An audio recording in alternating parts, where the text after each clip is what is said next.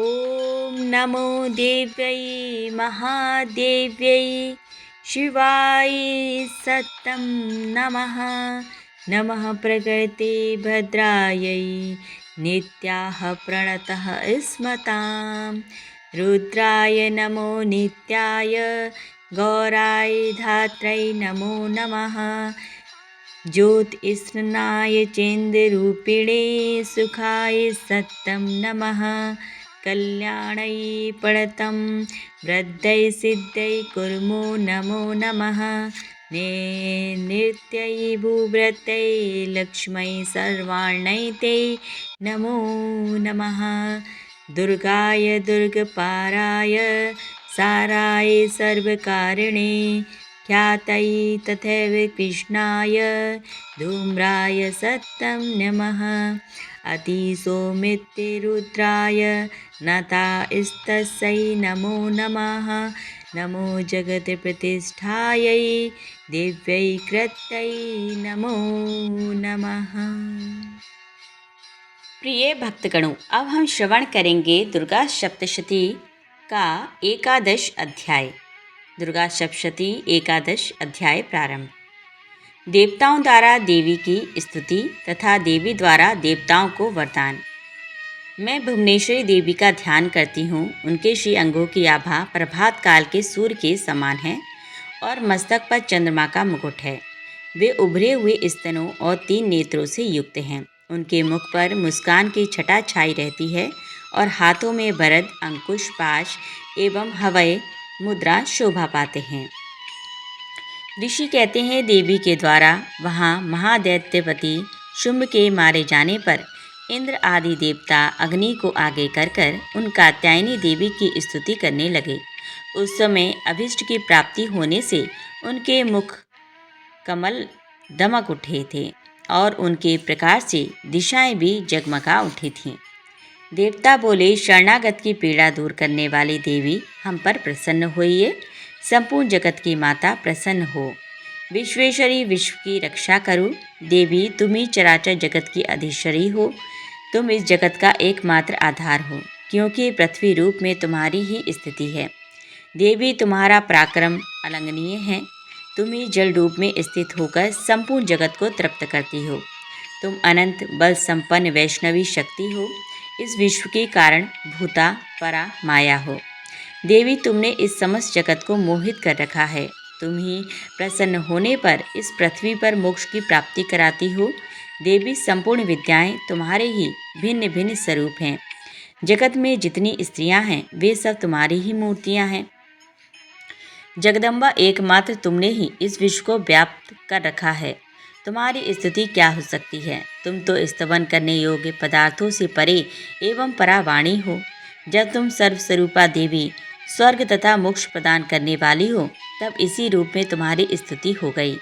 तुम्हारी स्तुति के लिए इससे अच्छी उक्तियाँ और क्या हो सकती हैं? बुद्धि रूप से सब लोगों के हृदय में विराजमान रहने वाली तथा स्वर्ग एवं मोक्ष प्रदान करने वाली नारायणी देवी तुम्हें नमस्कार है। कला, काष्ठ आदि के रूप से क्रमशः परिणाम की ओर ले जाने वाली तथा विश्व का उपसंहार करने में समर्थ नारायणी तुम्हें नमस्कार है। नारायणी तुम सब प्रकार का मंगल प्रदान करने वाली मंगलमयी हो। कल्याणदायिनी शिवा हो। सब पुरुषों को सिद्धि देने वाली शरणागत वत्सला, 3 नेत्रों वाली एवं गौरी हो। तुम्हें नमस्कार है। तुम सृष्टि पालन और संहार की शक्तिभूता सनातनी देवी, गुणों का आधार तथा सर्व गुणमयी हो। नारायणी तुम्हें नमस्कार है। शरण में आए हुए दीनों एवं पीड़ितों की रक्षा में संलग्न रहने वाली तथा सबकी पीड़ा दूर करने वाली नारायणी देवी तुम्हें नमस्कार है। नारायणी तुम ब्रह्माणी का रूप धारण करके हंसों से जुते हुए विमान पर बैठती तथा कुशा मिश्रित जल छिड़कती रहती हो। तुम्हें नमस्कार है।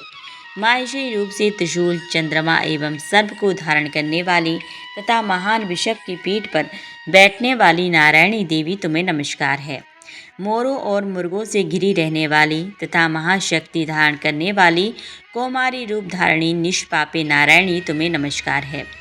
शंख, चक्र, गदा शांक धनुष रूप उत्तम आयुधों को धारण करने वाली वैष्णवी शक्ति रूपा नारायणी, तुम प्रसन्न हो, तुम्हें नमस्कार है। हाथ में भयानक महाचक्र लिए और दाढ़ों पर धरती को उठाए 12 ही रूप धारणी कल्याणमयी नारायणी, तुम्हें नमस्कार है।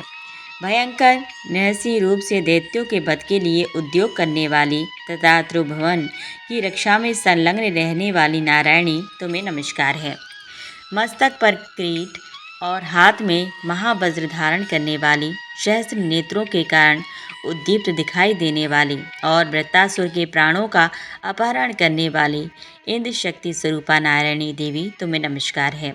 शिवदूती रूप से दैत्यों की महती सेना का संहार करने वाली, भयंकर रूप धारण तथा विकट गर्जना करने वाली नारायणी, तुम्हें नमस्कार है। दाढ़ों के कारण विकराल मुख वाले, मुंडमाला से विभूषित मुंडमर्दिनी चामुंडा रूपा नारायणी, तुम्हें नमस्कार है। लक्ष्मी, लज्जा, महाविद्या, श्रद्धा, पुष्टि, स्वधा, ध्रुवा, महारात्रि तथा महाअविद्या रूपा नारायणी, तुम्हें नमस्कार है। मेधा, सरस्वती, बरा, भूति, भाब्रवी, तामसी, नियता तथा ईशा रूपिणी नारायणी, तुम्हें नमस्कार है। सर्वस्वरूपा, सर्वेश्वरी तथा सब प्रकार की शक्तियों से संपन्न दिव्य रूपा दुर्गे देवी, सब भयों से हमारी रक्षा करो, तुम्हें नमस्कार है। कात्यायनी, यह 3 लोचनों से विभूषित तुम्हारा सौम्य मुख सब प्रकार के भयों से हमारी रक्षा करे, तुम्हें नमस्कार है। भद्रकाली, ज्वालाओं के कारण विकराल प्रतीत होने वाली, अत्यंत भयंकर और समस्त अस्त्रों का संहार करने वाला तुम्हारा त्रिशूल भय से हमें बचाए, तुम्हें नमस्कार है। देवी, जो अपनी ध्वनि से संपूर्ण जगत को व्याप्त करके दैत्यों के तेज नष्ट किए देता है, वह तुम्हारा घंटा हम लोगों की पापों से उसी प्रकार रक्षा करे जैसे माता अपने पुत्रों की बुरे कर्मों से रक्षा करती है। चंडिके, तुम्हारे हाथों में सुशोभित खड्ग जो असुरों के रक्त और चर्बी से चर्चित है, हमारा मंगल करे, हम तुम्हें नमस्कार करते हैं। देवी, तुम प्रसन्न होने पर सब रोगों को नष्ट कर देती हो और कुपित होने पर मनोवांछित सभी कामनाओं का नाश कर देती हो। जो लोग तुम्हारी शरण में जा चुके हैं, उन पर आपत्ति तो आती ही नहीं। तुम्हारी शरण में गए हुए मनुष्य दूसरों को शरण देने वाले हो जाते हैं। देवी अंबिके, तुमने अपने स्वरूप को अनेक भागों में विभक्त करके नाना प्रकार के रूपों से जो इस समय इन धर्मद्रोही महादैत्यों का संहार किया है, वह सब दूसरी कौन कर सकती थी। विद्याओं में ज्ञान को प्रकाशित करने वाले, शास्त्रों में तथा आदि वाक्यों में तुम्हारे सिवा और किसका वर्णन है, तथा तुमको छोड़कर दूसरी कौन ऐसी शक्ति है जो इस विश्व को अज्ञानमय घोर अंधकार से परिपूर्ण ममता रूपी गड़े में निरंतर भटका रही हो। जहाँ राक्षस, जहाँ भयंकर विष वाले सर्प, जहाँ शत्रु, जहाँ लुटेरों की सेना और जहाँ दावानल हो, वहाँ तथा समुद्र के बीच में भी साथ रहकर तुम विश्व की रक्षा करती हो।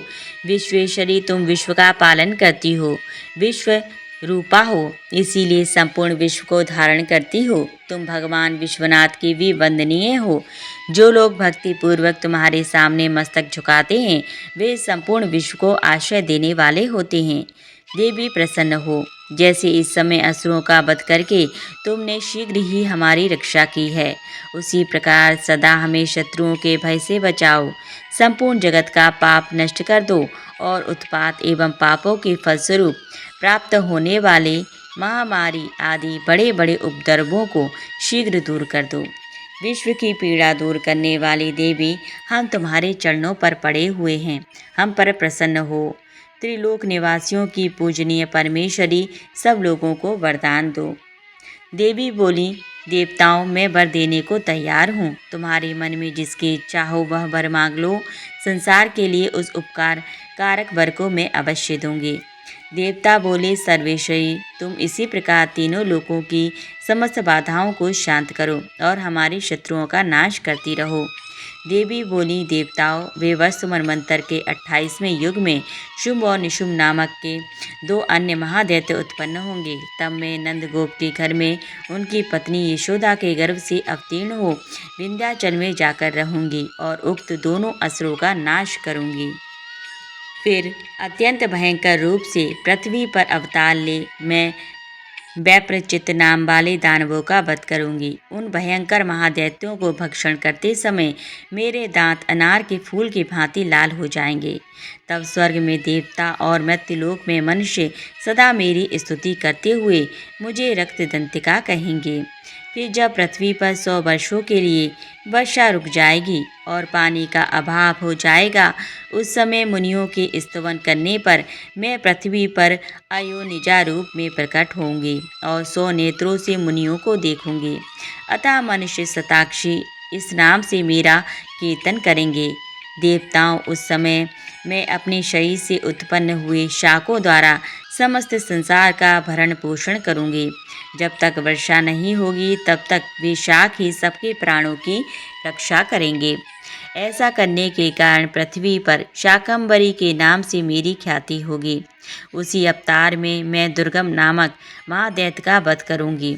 इससे मेरा नाम दुर्गा देवी के रूप से प्रसिद्ध होगा। फिर मैं जब भीम रूप धारण करके मुनियों की रक्षा के लिए हिमालय पर रहने वाले राक्षसों का भक्षण करूंगी, उस समय सब मुनि भक्ति से नतमस्तक होकर मेरी स्तुति करेंगे। तब मेरा नाम भीमा देवी के रूप में विख्यात होगा। जब अरुण नामक दैत्य तीनों लोकों में भारी उपद्रव मचाएगा, तब मैं तीनों लोकों का हित करने के लिए 6 पैरों वाले असंख्य भ्रमरों का रूप धारण करके उस महादैत्य का वध करूंगी। उस समय सब लोग भ्रामरी के नाम से चारों ओर मेरी स्तुति करेंगे। इस प्रकार जब जब संसार में दानवी बाधा उपस्थित होगी, तब तब अवतार लेकर मैं शत्रुओं का संहार करूंगी। इस प्रकार श्री मार्कंडेय पुराण में सावर्णी मनवंतर की कथा के अंतर्गत देवी महात्म्य में देवी स्तुति नामक 11वां अध्याय संपन्न हुआ। प्रिय भक्तगणों, आज के पाठ यहीं संपन्न होते हैं। इसके आगे के पाठ अगले वीडियो में। तब तक के लिए जय माता दी। प्रिय भक्तगणों, यदि आपको हमारा वीडियो पसंद आया है तो हमारी वीडियो को ज़रूर लाइक करें और यदि इसी प्रकार के भविष्य में और वीडियो देखना चाहते हैं तो हमारे चैनल को सब्सक्राइब अवश्य कर लें। पूरा वीडियो वॉच करने के लिए धन्यवाद।